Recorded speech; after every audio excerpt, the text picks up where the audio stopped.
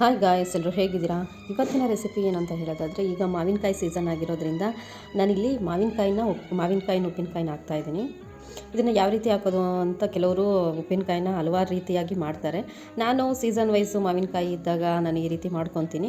ಅದನ್ನು ನಾನು ನಿಮ್ಮೊಂದಿಗೆ ಶೇರ್ ಮಾಡ್ತಾಯಿದ್ದೀನಿ ಫ್ರೆಂಡ್ಸ್. ಯಾವ ರೀತಿ ಮಾಡೋದು ಅಂತೇಳಿ ಮಾವಿನಕಾಯಿ ಉಪ್ಪಿನಕಾಯಿನ ಯಾವ ರೀತಿ ಮಾಡೋದು ಅಂತೇಳಿ ನಾನು ಈ ವಿಡಿಯೋದಲ್ಲಿ ತೋರಿಸ್ತಾ ಇದ್ದೀನಿ.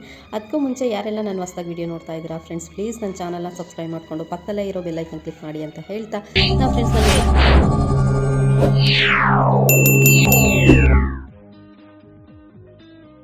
ಎರಡು ಮಾವಿನಕಾಯಿ ತೊಗೊಂಡ್ಬಿಟ್ಟು ಸಣ್ಣದಾಗಿ ಕಟ್ ಮಾಡಿಬಿಟ್ಟು ಉಪ್ಪು ಹಾಕ್ಬಿಟ್ಟು ನೈಟೇನೆ ನಾನು ಇಟ್ಟಿದ್ದೆ.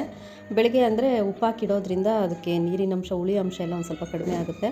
ಹಾಗಾಗಿ ನಾನಿಲ್ಲಿ ನೈಟೇನೆ ಇಟ್ಟಿದ್ದೆ. ಈಗ ಫಸ್ಟು ಅದಕ್ಕೆ ಒಂದು ಒಗ್ಗರಣೆ ಹಾಕ್ತಾಯಿದ್ದೀನಿ ಫ್ರೆಂಡ್ಸ್. ಉಪ್ಪಿನಕಾಯಿನ ಹಲವಾರು ರೀತಿಯಾಗಿ ಮಾಡ್ತಾರೆ. ನಾನು ಮಾಡೋದು ಈ ರೀತಿ, ಅದನ್ನು ನಾನು ನಿಮಗೆ ಈ ವಿಡಿಯೋದಲ್ಲಿ ತೋರಿಸ್ತಾ ಇದ್ದೀನಿ. ಫಸ್ಟು ಒಂದು ಪ್ಯಾನಿಗೆ ನಾನಿಲ್ಲಿ 1 ಟೇಬಲ್ ಸ್ಪೂನು ಮೆಣಸು, 1.5 ಟೇಬಲ್ ಸ್ಪೂನಷ್ಟು ಜೀರಿಗೆನ ಹಾಕ್ಬಿಟ್ಟು ನಾನಿಲ್ಲಿ ಹುರ್ಕೊತಾ ಇದ್ದೀನಿ.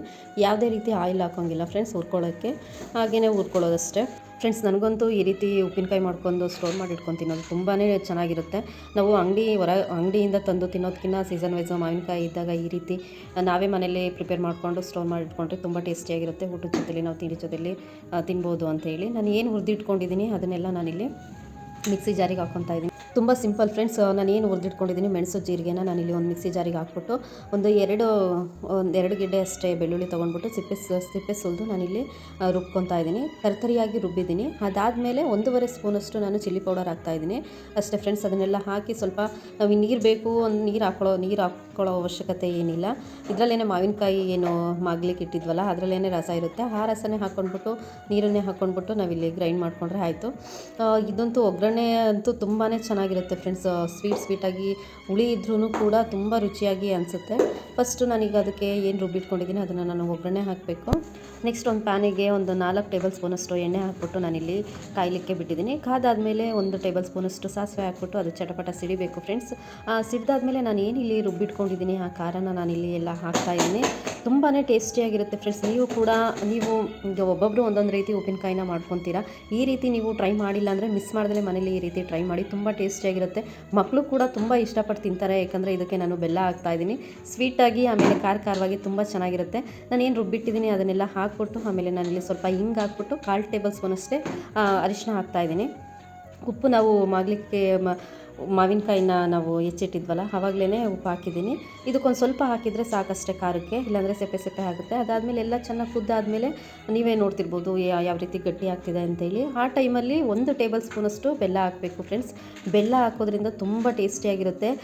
ಈ ಥರ ಉಪ್ಪಿನಕಾಯಿನ ನಮ್ಮ ಅಕ್ಕ ನನಗೆ ಮಾಡಿಕೊಟ್ಟು ಕಳಿಸಿದ್ಲು. ಹಾಗಾಗಿ ಅವಳನ್ನು ಕೇಳಿಬಿಟ್ಟು ಯಾವ ರೀತಿ ಮಾಡೋದು ಅಂತ ಕೇಳ್ಬಿಟ್ಟು ನಾನಿಲ್ಲಿ ಈ ರೆಸಿಪಿನ ನಿಮಗೆ ತೋರಿಸ್ತಾ ಇದ್ದೀನಿ. ನಾನೀಗ ಒಂದು 2 ವರ್ಷದಿಂದನೂ ಇದೇ ರೀತಿಯೇ ನಾನು ಉಪ್ಪಿನಕಾಯಿ ಅನ್ನೋದು ತುಂಬಾ ಟೇಸ್ಟಿಯಾಗಿರುತ್ತೆ ಫ್ರೆಂಡ್ಸ್. ನೀವು ಕೂಡ ಮನೇಲಿ ಟ್ರೈ ಮಾಡಿ ಅಂತ ಹೇಳ್ತಾ ಎಲ್ಲ ನೋಡಿ ಈಗ ಒಂದು ಅದಕ್ಕೆ ಬಂದಿದೆ. ನಾನೇನು ಒಗ್ಗರಣೆ ಹಾಕಿದ್ದೀನಿ ಅದು ಫುಲ್ ತಣ್ಣಗಾಗಲಿಕ್ಕೆ ಬಿಡಬೇಕು ಫ್ರೆಂಡ್ಸ್. ಬಿಸಿ ಇದರಲ್ಲೇ ಹಾಕಿದರೆ ಅದು ಅಷ್ಟು ಬೇಗ ಹಾಳಾಗ್ಬಿಡುತ್ತೆ ಉಪ್ಪಿನಕಾಯಿ. ಹಾಗಾಗ್ಬಿಟ್ಟು ಅದು ಪೂರ್ತಿ ತಣ್ಣಗಾದಾದ್ಮೇಲೆ ನಾವು ಹಾಕೋದ್ರಿಂದ ಚೆನ್ನಾಗೇ ಅಂದರೆ ತುಂಬ ದಿನ ಸ್ಟೋರ್ ಮಾಡಿ ಇಟ್ಕೋಬೋದು, ಏನೂ ಆಗೋಲ್ಲ. ನೆಕ್ಸ್ಟ್ ಪೂರ್ತಿ ಎಲ್ಲ ಖಾರ ಎಲ್ಲ ತಣ್ಣಗಾದ್ಮೇಲೆ ನಾನಿಲ್ಲಿ ಮಾವಿನಕಾಯಿ ಏನು ಮಾಗಲಿಕ್ಕೆ ನೈಟೇನೆ ನಾನು ಉಪ್ಪು ಹಾಕ್ಬಿಟ್ಟು ಇಟ್ಟಿದ್ದೆ. ಅದನ್ನು ನಾನೀಗ ಖಾರಕ್ಕೆ ಹಾಕ್ಬಿಟ್ಟು ಚೆನ್ನಾಗಿ ಮಿಕ್ಸ್ ಮಾಡ್ತಾಯಿದ್ದೀನಿ ಫ್ರೆಂಡ್ಸ್. ಫೈನಲಿ ನೀವೇ ನೋಡ್ತಾ ಇರ್ಬೋದು ಯಾವ ರೀತಿ ಕಾಣಿಸ್ತಾ ಇದೆ. ನೀವು ಅಷ್ಟೇ ಈ ರೀತಿನ ಉಪ್ಪಿನಕಾಯಿ ಮಾಡಿಲ್ಲ ಅಂದರೆ ಮನೇಲಿ ಟ್ರೈ ಮಾಡಿ ಅಂತ ಹೇಳ್ತಾ, ನನಗಂತೂ ತುಂಬಾ ಇಷ್ಟ ಆಯಿತು ಉಪ್ಪಿನಕಾಯಿ. ನಾನು ಮಾವಿನಕಾಯಿ ಸೀಸನ್ ಬಂದಾಗ ಮಿಸ್ ಮಾಡ್ದಲ್ಲ ಈ ರೆಸಿಪಿನ ನಾನೇ ಟ್ರೈ ಮಾಡ್ಕೊತೀನಿ.